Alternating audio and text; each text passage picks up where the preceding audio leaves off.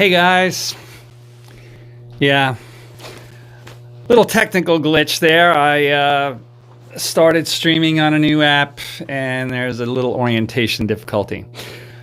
So I was streaming and I was streaming upside down. Now I am streaming right side up, hopefully. If I'm not, somebody let me know. I look like I'm right side up, just like I did before. It's 12:05 on the 7th, and the 5th, a few days ago, I went to the opening of Galaxy's Edge, and it was fantastic. About to rush off to work, as I was saying before, but I just wanted to get on and just tell you guys what I thought. It far and away exceeded expectations of any sort, even though I had all sorts of spoilers about effects, so behind-the-scene pictures, all kinds of stuff. You will not be disappointed. You've got to go on this ride. Okay, so some points, though.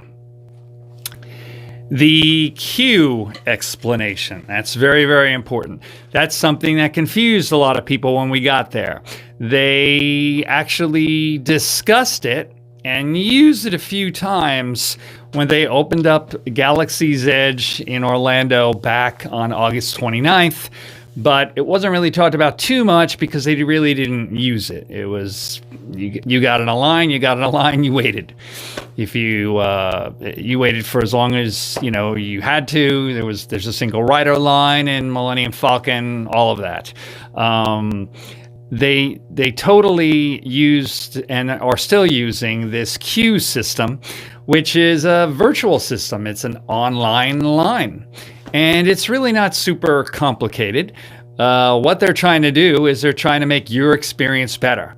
Instead of you having to stand on this line for 10 hours or whatever and have Galaxy's Edge just be a mob and it not be a great experience, there's a whole park. There's Toy Story Land, there's Tower of Terror, there's all kinds of other stuff you can do. So why not just, as soon as you enter the park, you can't do this beforehand. I've tried this and you can't do it. Once I got through those gates and I scanned my band, so they actually know on that RFID thing or on a card, a ticket that you have, they know that you're in the park. You are able to, on my Disney Experience app, go to Star Wars Galaxy's Edge, Rise of the Resistance, and get try to join a boarding party. So during the day that we were there on Thursday, they had about 150 boarding parties throughout the day. We were on boarding party 88, and we got there at 6 in the morning. The only confusion was, of course, people in their mind's eye, they weren't planning on that. They were planning on rushing in with the excitement and everything, crushing into Galaxy's Edge and waiting on the line and doing it that way. And instead, they waited, and every YouTuber I've ever met or even heard of was there. We're all excited. We went down the street to the top of the street to the Chinese theater area where they do the Star Wars shows and everything, and then over to the left towards Galaxy's Edge, and then they stopped the crowd for a while, and then all of a sudden someone came out and explained to us that this queue system was in effect, and everybody was rushing to get on an online boarding party. The most important thing is where you are on that boarding party on your phone, on your My Disney Experience app, not where you are physically for Rise of the Resistance. So as soon as you go through the gate, pull out the phone, stop for a second, and get online there, because that's what matters. So we went over to the left. We're waiting there. My wife was totally on it. She looked for the online queue thing, and we were in a boarding party before we even got down there, but we didn't know that was going to be the only thing. There wasn't going to be a standby line or anything. And by the time they explained that, we were already on a boarding party. The importance of this is that you want to get to the park at least for the next few months. Disney expects that it's going to be super busy because they actually have blacked out a lot of cast members, a lot of pass holder dates, not just because of the holidays, which is another reason it's so busy, and the cooler weather, which is another reason it's so busy, but because a lot of people have put off coming to Galaxy's Edge and Disney because Galaxy's Edge opened in August. There was one ride, and then this more spectacular ride of the two rides was going to open up now. So if you're going to spend a bunch of money and bring your family to Disney on a once-in-a-lifetime trip, let's just wait a few months until both rides are open. So it's really busy. The key to getting on Rise of the Resistance is getting there early. If you're coming on a vacation for a week from Minnesota or something, be well rested and be ready to get up early. Maybe go and do Hollywood Studios and, go back and take a nap or something with your little ones. But you got to get up early. And here's an example. On opening day a few days ago, my wife and I, like I said, we came in, we were on the queue, we waited. Disney was great. They added extra magic in there to help things out. Once they told us, no, you got to be in an online queue, we went over to the other side of the square where a line was forming for people to go into Toy Story Land because the rumor was they might be opening it up early. On that day, Galaxy's Edge and the new ride and everything was opening at 6, and the rest of the park was opening at 8. So they cut the difference and they opened up these other areas like around 7. We went on another ride that you can hardly ever get on without a long wait, which was Slinky Dog Dash at Toy Story Land. And the waits were 5 minutes instead of 55-minute waits. And then went on a few other rides, and they were general. They're vague on this online boarding party you'll see. So we're there. We're in a boarding party. It's a little before 6 in the morning, and it basically tells us we're boarding party 88. And it didn't tell us what time we'd get in. It basically just told us morning. So in our case, it took, on opening day, it took about 2.5 hours before our boarding party was called. And we were boarding party 88, and I think they had about 150 boarding parties. So that's basically what it is. You're being put off and notified, like when you go to a restaurant and they give you one of those pucks that have the red lights around the rim and it vibrates and everything. You basically, on your app, you're basically being told when your seat or when your place in line is ready. And they opened up some of the other lands and some of the rides early, and they also did some other cool stuff, like that there's a tier system for fast passes, so that you can't get fast passes to all the best rides. You have to sort of choose, and they just released all those kind of rules and just wanted to try to keep everybody happy, because of course they had planned. And this did happen. They had planned that there's always a possibility when a gazillion people are coming and you're just opening a ride that you might have some technical problems. And they did. That is probably the only time where it got a little disorganized. But kudos to the Disney cast and Disney, everybody involved, because they did a great job with organizing. And They were just so great. They really shined. A lot of people have had comments about the growing, burgeoning Disney, and it's not like it was in the old days and everything. Well, guess what? This was like the old days, and the attraction is better than any attraction they've ever had. So I was proud of the whole experience. I loved it. They really, really shined. In the middle of the ride. In the middle of Rise of the Resistance, and I'll talk specifically about, I'm not going to be a spoiler. If you want a spoiler, go to some other stuff. I'm going to put up a vlog on Monday, and you'll see us waiting in line and parts of the ride and everything. But let's just say, I'll point out then, and you'll probably have the same experience. There's a point of the ride about 3/4 of the way through it where you're basically looking around and you're like, I'm like, I can't even believe this is happening. I literally was speechless.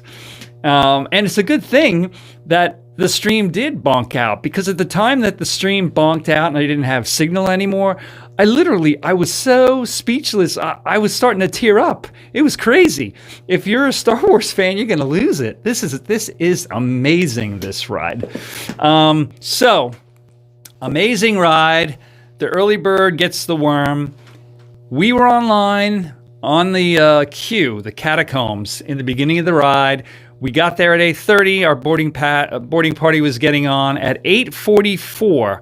Thursday, December 5th, there were no more boarding parties being set for the day. So that means if you did not get there super early and you did not get on one of those boarding parties at 8:45 until the park closed at 9 p.m., no new boarding parties, no new people that were signing up were being let on the ride.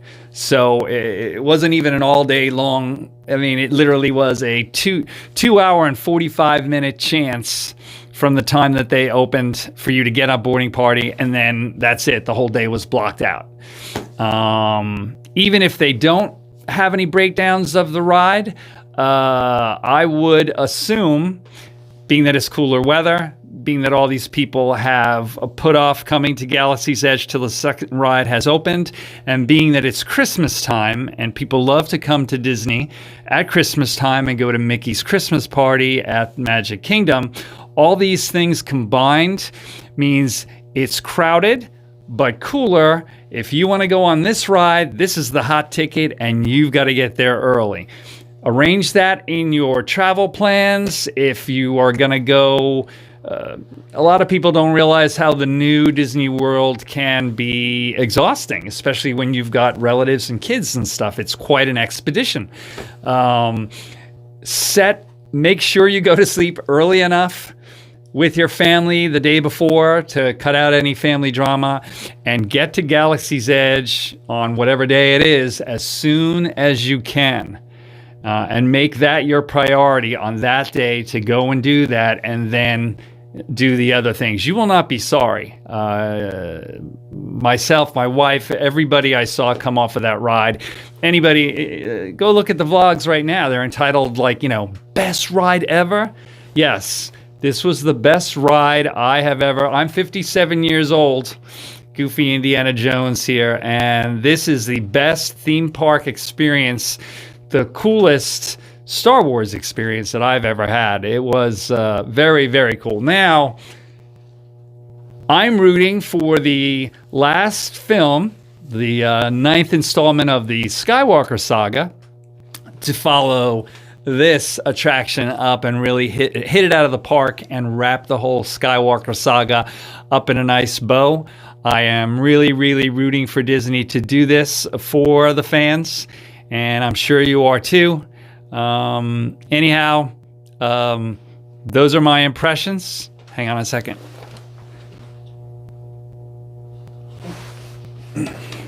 Hello, everybody out there. You just have to, I need bifocals now. I had to jump up and look to see what was going on. This was an impromptu live stream and wasn't really scheduled and really announced. So I know that one person was out there. Thank you very much for telling me that my stream was upside down. Yeah, I hope you could hear me at least. Anyhow, that's it. Signing off. Early Bird Catches the Worm. Amazing, amazing attraction. You are watching One Stop Mouse, and my nickname is Jones.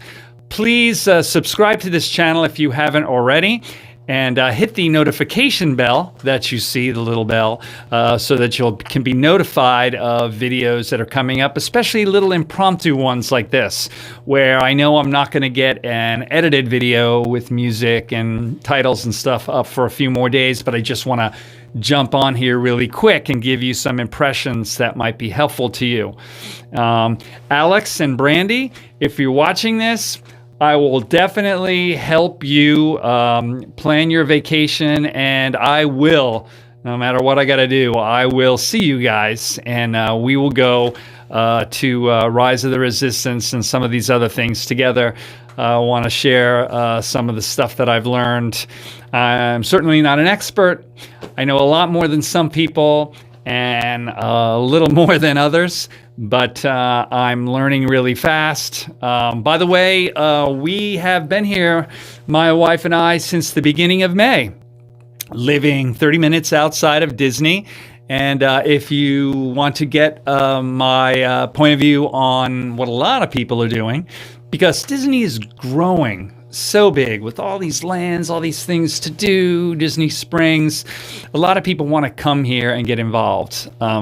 Disney now employs 70,000 people. It is quite a thing. And the Disney family is, from my experience, from my friends who work there, very amazing.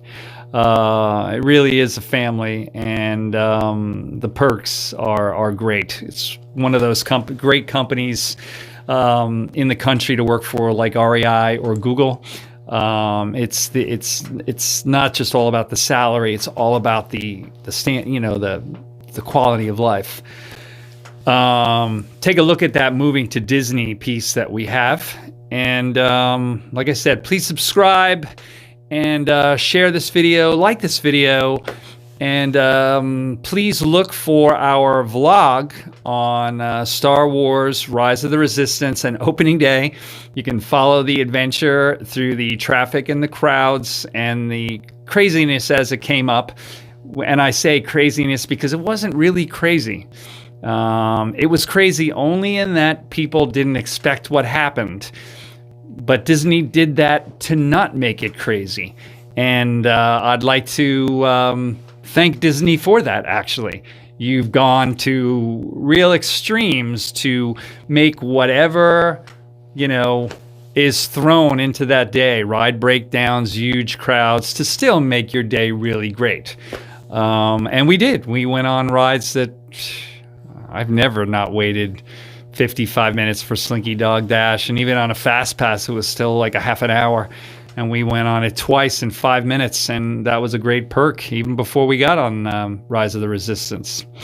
Anyhow, may the force be with you. This is Jones signing off, and catch our video Monday night at 6 p.m. coming up to get the details on our opening day experience. See you real soon.